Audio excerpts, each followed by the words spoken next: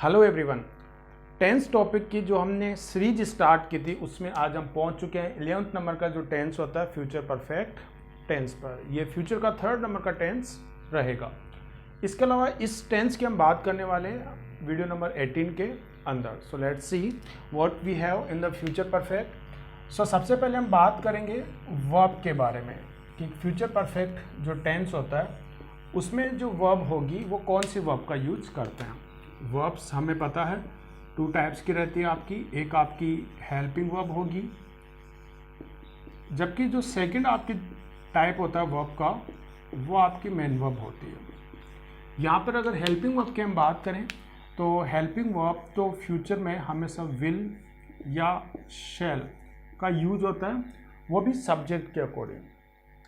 अगर परफेक्ट में हम देखें फ्यूचर परफेक्ट में तो यहाँ पर विल के साथ हमें हैव का यूज करना होगा। तो ऐसे अगर आप देखें तो फ्यूचर परफेक्ट में जो हेल्पिंग वर्ब रहेगी वो आपकी या तो विल हैव होगी या फिर शैल हैव आपकी रहेगी। यहाँ पर अगर आप मेन वर्ब की बात करें तो मेन वर्ब के लिए आपको थर्ड फॉर्म का यूज करना होगा। इसके साथ ही अगर यहाँ पर फ्यूचर परफेक्ट के आप आइडेंटिफिकेशन देखें, आइडेंटिफिकेशन,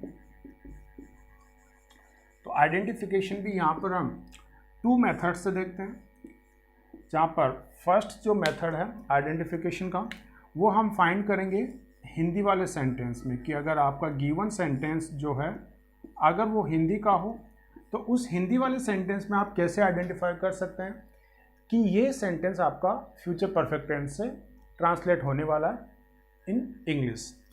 अगर वही सेंटेंस ऑलरेडी हमें इंग्लिश का गिवन हो और वहाँ पर आप ये फाइंड करना चाहें कि इस इंग्लिश वाले सेंटेंस का टेंस कौन सा है तो उसको कैसे हम आइडेंटिफाई कर सकते हैं। देखिए हिंदी वाले सेंटेंस की आइडेंटिफिकेशन आपको जो देखनी है वो सेंटेंस के आप बिल्कुल लास्ट में जाइए।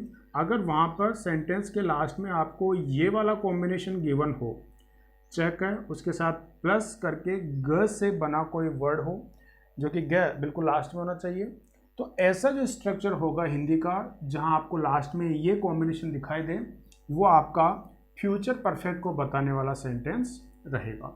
ठीक ऐसे अगर इंग्लिश में आप बात करें तो इंग्लिश के अगर किसी भी सेंटेंस में आपको विल हैव या फिर शैल हैव इस हेल्पिंग वर्ब के साथ अगर आपको वर्ब की थर्ड फॉर्म गिवन हो, मेन वर्ब की थर्ड फॉर्म अगर आपको गिवन हो तो ऐसा जो सेंटेंस आपका बनेगा इंग्लिश में, ऐसा जो सेंटेंस होगा जिसमें अगर इनका यूज हुआ हो तो ये सेंटेंस आपका फ्यूचर परफेक्ट टेंस का रहेगा।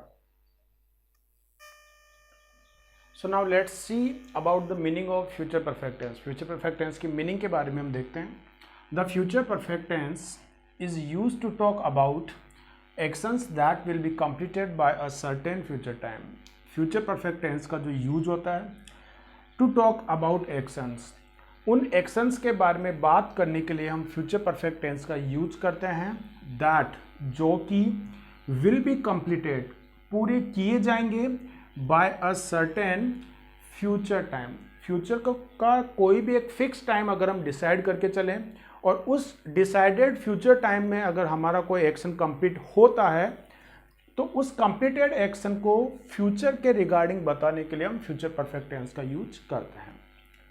थोड़ा स्कोर समझते हैं।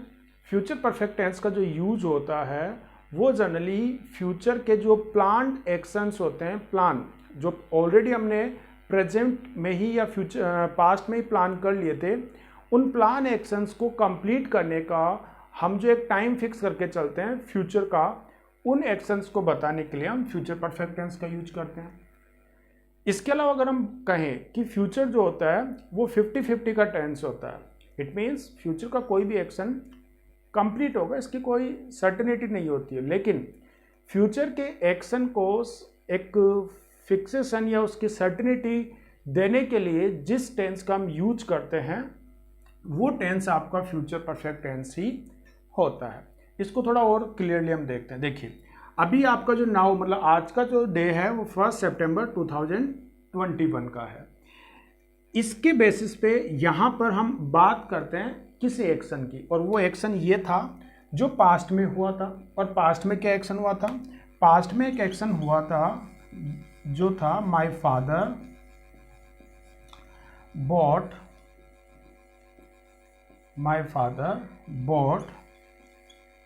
एन ओल्ड हाउस, ठीक है, मेरे फादर ने एक ओल्ड हाउस को, एक पुराने घर को बॉट, जो कि बाय की सेकेंड फॉर्म बॉट, खरीदा था। कब खरीदा था? 1 अगस्त को। और 1 अगस्त कौन सा? 21 का। तो अगर सितंबर के कंपेयर में हम 1 अगस्त की अगर हम बात करें 2021 के, तो ये लास्ट मंथ हुआ। It means my father boat an old house last month, ठीक है। तो लास्ट मंथ फादर के थ्रू कोई जो प्रॉपर्टी है उसको खरीदने का काम किया गया था, जिसके बारे में हमने प्रेजेंट 1 सितंबर 2021 को बात की कि लास्ट मंथ ही मेरे फादर ने एक प्रॉपर्टी को बॉट किया था, खरीदा था, ठीक है। ये प्रेजेंट में हमने बात कर ली।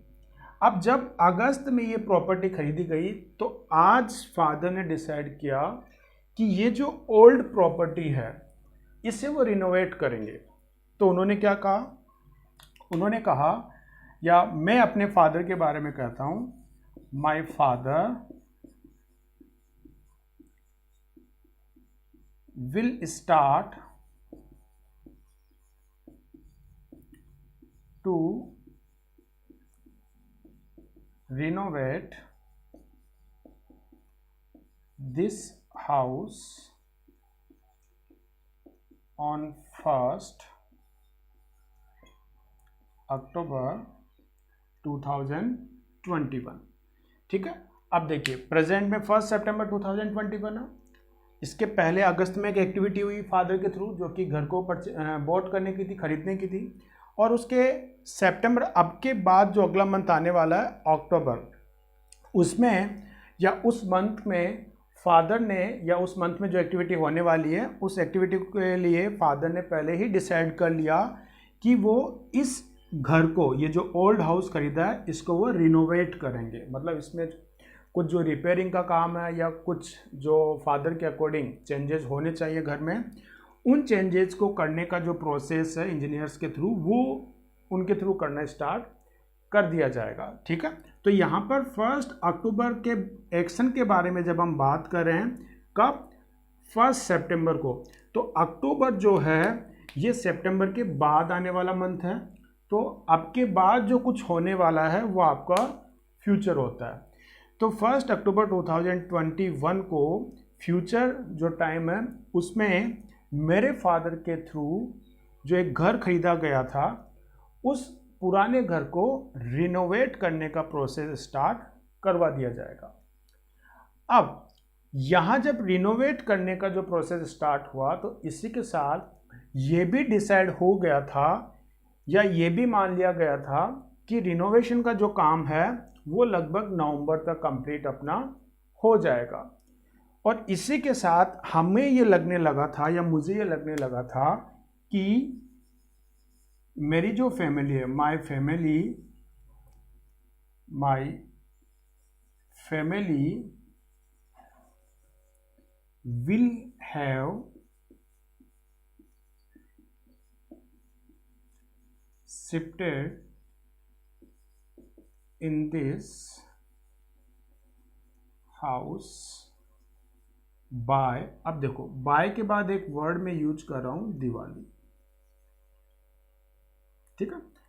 अब मैंने दिवाली क्यों यूज किया? क्योंकि 4 नवंबर 2021 को इंडिया का जो ऑस्पिशियस फेस्टिवल होता है, या हम कहें जो ऑस्पिशियस डे है दिवाली, वो आने वाला 4 नवंबर को, ठीक है। तो इस ऑस्पिशियस डे पर मेरे फादर ने डिसाइड किया कि हम वहाँ पर शिफ्ट होंगे। तो हमें ये लगने लगा कि वो एक्शन जो स्टार्ट होने वाला रिनोवेट का, वो 1 अक्टूबर को स्टार्ट होगा, और ये मान लिया जाएगा कि जो रिनोवेशन का काम है वो कंप्लीट हो चुका होगा 4 नवंबर 2021 पे।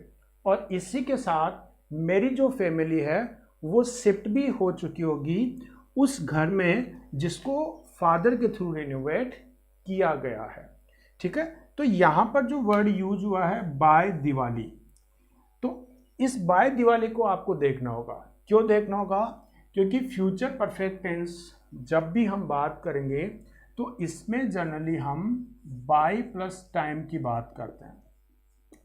फ्यूचर परफेक्ट टेंस की जब भी हम बात करेंगे ये बाय प्लस टाइम की हम बात करते हैं, या किसी भी सेंटेंस में बाय प्लस टाइम आपको गिवन हो तो ऐसा स्ट्रक्चर बाय प्लस टाइम वाला हमेशा आपका फ्यूचर परफेक्ट टेंस को बताएगा। तो ये बात हुई इसकी मीनिंग की, जो हमने 1 सितंबर को समझने की कोशिश की उस एग्जाम्पल के साथ जो फादर के थ्रू किया गया था, एक एक्शन किसी घर को खरीदने का, और सितंबर में डिसाइड हुआ कि जैसे ही अक्टूबर स्टार्ट होगा 1 अक्टूबर से, तो फादर उस घर को रिनोवेट करेंगे। ठीक है, तो 1 अक्टूबर को जो पॉइंट ऑफ टाइम है फ्यूचर का, वहाँ एक एक्शन स्टार्ट होगा। तो इसे हमने फ्यूचर सिंपल टेंस में राइट किया, will plus verb first form जो कि स्टार्ट है। ठीक है, तो ये फ्यूचर सिंपल को आ। इसी के साथ आज ये मान लिया गया था कि दिवाली आने तक उसका काम पूरा हो चुका होगा। इट मीन्स मेरी जो फैमिली है वो उस ओल्ड हाउस में जिसको रिनोवेट कर दिया गया होगा या कर दिया जाएगा, उस घर में शिफ्ट हो चुकी होगी। कब तक? दिवाली तक। तो ये बात हुई इसके मीनिंग की। देखिए सेंटेंस हम 3 टाइप से देखते आ रहे हैं, affirmative, negative and interrogative case के अंदर। जहाँ पर अगर अफर्मेटिव सेंटेंस की हम बात करें तो स्टार्टिंग सब्जेक्ट से होती है और एंडिंग फुल स्टॉप से रहेगी। और यहाँ पर फ्यूचर परफेक्ट हम देख रहे हैं तो इसमें विल हैव या सेल हैव के साथ वर्ब की थर्ड फॉर्म आपको यूज करना रहता है। नेगेटिव सेंटेंस की अगर हम बात करें तो यहाँ पर सब्जेक्ट से स्टार्टिंग होगी, एंडिंग फुल स्टॉप से होगी, लेकिन हेल्पिंग वर्ब में आपको नोट को ऐड करना होगा, जो विल नॉट हैव या सेल नॉट हैव बनेगा थर्ड फॉर्म के साथ। इंट्रोगेटिव की अगर हम बात करें तो इंट्रोगेटिव सेंटेंस के स्टार्टिंग हेल्पिंग वर्ब से अपने को करना है और एंडिंग क्वेश्चन मार्क से करना है। यहाँ पर हेल्पिंग वर्ब को अपने को ब्रेक करना होगा, तोड़ना होगा, जहाँ पर विल या सेल आपको सेंटेंस के बिगनिंग में राइट करना है, जबकि जो हैव है उसको सब्जेक्ट के बाद आपको राइट करना होगा थर्ड फॉर्म के साथ।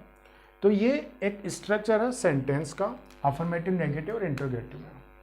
अगर यहाँ पर हम एग्जाम्पल्स लें तो एग्जाम्पल्स में है माई ब्रदर हेल्पिंग वर्ब हो जाएगी अफर्मेटिव में, विल हैव थर्ड फॉर्म आएगी सेंटेंस के according passed, class 10th by 2022। तो मेरा जो ब्रदर है वो अपनी 10th क्लास को 2022 जो है तब तक एक कंप्लीट कर चुका होगा या पास्ड कर चुका होगा। ठीक है, तो ये अफर्मेटिव सेंटेंस का स्ट्रक्चर हुआ। अगर नेगेटिव रहे तो नेगेटिव में क्या है, आई shall not have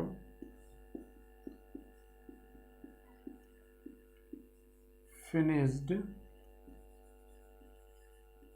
my tense topic by tomorrow।